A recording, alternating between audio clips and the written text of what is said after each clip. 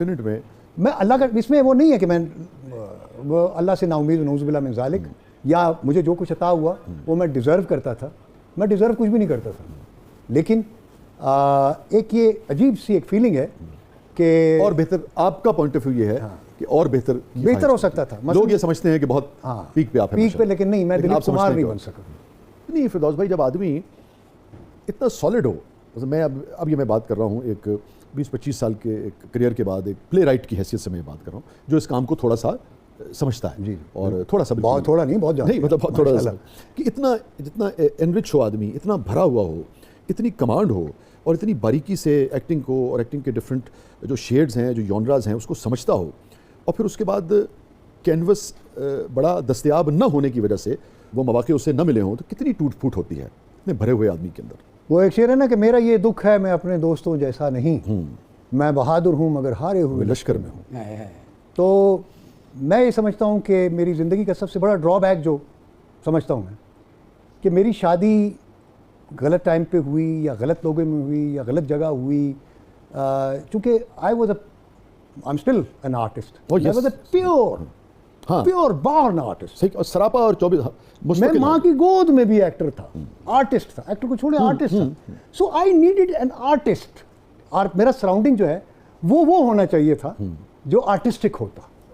माँ मेरी मर गई, जो मुझे सपोर्ट के वालिद साहब, पेरेंट्स जब मेरे मरे हैं उसके बाद मेरा एक इन्हितात शुरू हुआ मेरी शख्सियत में भी और मेरी साइकी में भी, और फिर वो इन्वायरमेंट ही नहीं था, तो वो उसकी वजह से ये समझ लें कि मैं बहुत डैमेज हुआ, बीमार भी हुआ, और अब मैं ऑलमोस्ट, चूँकि अब तो थक गया हूँ, आई एम 70 नाउ, 70 साल की उम्र में अब आगे मुझे कुछ नज़र नहीं आता सिवाय मौत के।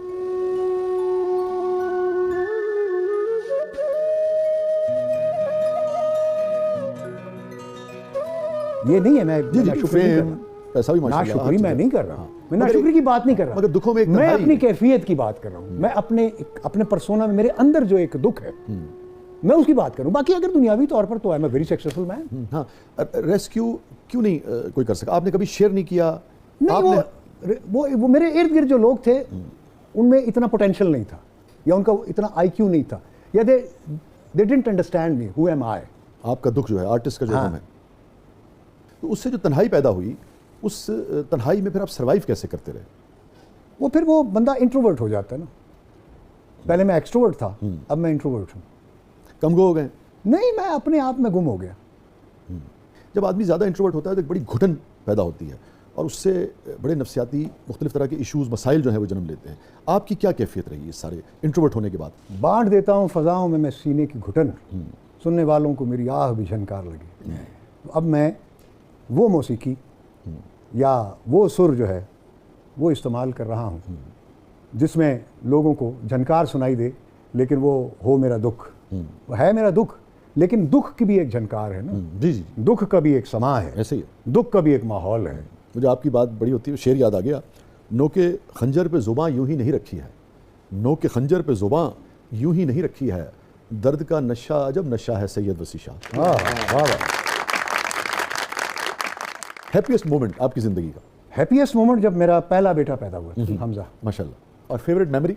पहली बार जब मैं स्क्रीन पे, टीवी की स्क्रीन पे आया था। तो सारे सफ़र में कौन सी परफॉर्मेंस ऐसी है जो आपके दिल के सबसे ज़्यादा करीब है? जैसे वारिस हमने किया था, और दहलीज किया, फिर मतलब बरगे आरजू, अशफाक साहब के जो मैंने ड्रामे किए, या आपका एक वो प्ले मैंने किया था, ताल्लुक, मेरी तो बहुत खूबसूरत। But I enjoyed the most theatre, stage पे, क्योंकि स्टेज मैंने बड़ा किया है, और स्टेज पे मैंने चूंकि लोगों को हंसाया है, तो लोगों को हंसाना जो है ना, उससे जो तस्कीन मिलती है वो उसका कोई जोड़ नहीं। अच्छा, मैं वैसे ये लाजमत है आपकी चॉइस, और वो है आप बेहतर समझते हैं अपने काम को भी, वैसे भी काम को आप बेहतर समझते हैं, मगर पता नहीं क्यों मैं एक्सपेक्ट कर रहा था कि आप मंचले का सौदा का जिक्र जरूर करेंगे।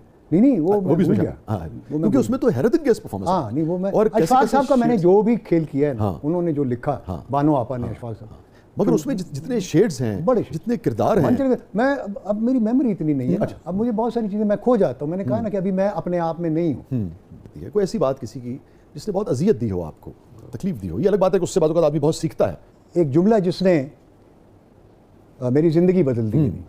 पेशावर सदर में हम शाम को जाते थे कैफ़ेज़ में, खैबर कैफ़े, वहाँ पे एक सिल्वर स्टार होता, अब तो वो खैर पता नहीं है या नहीं, टीवी पे करता, पेशावर टीवी आ गया था, तो पश्तो इनको ड्रामा में काम करता था।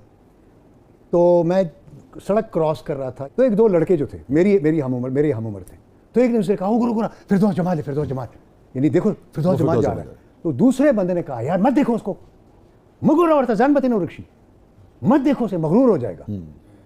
इस जुमले ने मुझे एक दिल मड़ा, मेरा दिल दुखा कि यार बजाय ऐसे कि मेरी तुम अप्रिसिएशन करो, उनकी तारीफ भी नहीं करते हैं। तुम तारीफ भी नहीं करते, क्या उसमें कंजूस, इतने तुम कंजूस हो, इतने कमजोर हो तुम। इस जुमले ने मेरी जिंदगी बदल दी। मैंने उस दिन डिसाइड किया कि मैंने पेशावर में नहीं रहना और मैं लाहौर आ गया। और एक बार किसी ने, पेशावर का बंदा था, तो उसको मैं कहा, यार वो बात की, तो कहता है देखो डमे, तुम तो डूम हो, मरासी हो। तो ये जुमले एक दो मेरी ज़िंदगी में ऐसे हैं। ये शायद एबटाबाद में किसी ने, मैं एबटाबाद गया था। आपके दिल के करीब सबसे ज़्यादा कौन सा शहर है? क्योंकि तीनों जगह आपने काम किया, तीनों जगह की अपनी हैसियत है, तीनों जगह से आपको बहुत कुछ मिला। पेशावर, लाहौर या कराची? मतलब पेशावर इस हवाले से है कि मैं सारी बुनियाद वहाँ है, माँ बाप, अजीज़ रिश्तेदार, पैदाइश वहीं की है, तो वो तो एक जन्मभूमि जो है उसकी हैसियत है उसकी। लेकिन वहाँ से मुझे दुख बड़े मिले हैं, बहुत दुखी हूँ। मेरे अजीज़ों रिश्तेदारों ने मेरा घर पे आना बंद कर दिया था। मेरी खाला ने मेरी माँ से कहा कि इसे हमारे घर मत आने दिया करो, ये हमारे बच्चों को ख़राब करता है, ये फिल्मों की बातें करता है, एक्टिंग की बात करता है, उनकी पढ़ाई ख़राब होती है। ऐसे ऐसे जुमले मैंने सुने, तो उससे मैं बड़ा दुखी हुआ। तो पेशावर ने मुझे दुख भी बड़े दिए। वैसे सारा पाकिस्तान ही मेरा है और मुझे बहुत अजीज़ है। मतलब इस मुल्क पे, पूरे पाकिस्तान पे मैं जान देने को तैयार रहता हूँ, सोचता भी हूँ कि काश मैं इस मुल्क पे कुर्बान हो जाऊँ। लेकिन मेरी जो सही ज़िंदगी और मुझ पे एहसान है और सारी ज़िंदगी मरते दम तक बहरहाल मेरा रहेगा, वो दाता की नगरी है। लाहौर ने मुझे फिरदौस जमाल बनाया। और मेरी ज़िंदगी का जो बेहतरीन लम्हा है, अगर किसी मैंने बेहतरीन तारीफ़ में के ज़ुमरे में, वैसे तो बहुत अल्लाह ने, बहुत सारे लोगों ने मुझे, बहुत सारे, मैं ये सवाल करना चाहता हूँ, बड़ी अहम बात आप करने जा रहे हैं, कि जिसने निहाल कर दिया हो आपको। जब दिलीप साहब आए थे, एक तो पेशावर में उनसे मुलाकात पहले हुई, यानी वो एक ज़िंदगी का मेरा मोमेंट था। तो पेशावर हमें बुलाया गया, दिलीप साहब, क्योंकि पेशावर पहला शो हुआ था। उसके बाद जो मेरी ज़िंदगी का बेहतरीन लम्हा है वो है कि जब प्रेसिडेंसी में जनरल ज़िया-उल हक ने डिनर दिया दिलीप साहब को। हाँ, तो उन्होंने कहा कि हमारे, यस प्लीज़ आप खुद शेयर कीजिए, मुझे याद आ गया। दिलीप साहब, ये मैं ज़िंदगी का या मेरे करियर का मैं समझता हूँ बेहतरीन लम्हा है कि जब दिलीप साहब खड़े थे, लोगों से मिल रहे थे, तो ज़िया-उल हक साहब ने, सर ज़िया-उल हक ने उन्हें दूर से देखा तो मेरे पास आए। अब प्रोटोकॉल साथ उनका, मिस्टर फिरदौस जमाल, वो मुझे मिस्टर फिरदौस जमाल कहते हैं। मिस्टर फिरदौस जमाल, आप यहाँ क्यों खड़े हैं? मैंने कहा जी मैं वैसे महमूद अली भाई से बात करूँ। तो आप मिले यूसुफ खान साहब से? मैंने कहा जी मैं मिल चुका हूँ, पेशावर में मिल चुका हूँ। नहीं आप आए। मुझे हाथ से पकड़ा और ले गए। दिलीप साहब ज़रा दूर थे और लोगों में घिरे हुए थे, तो प्रोटोकॉल होता है।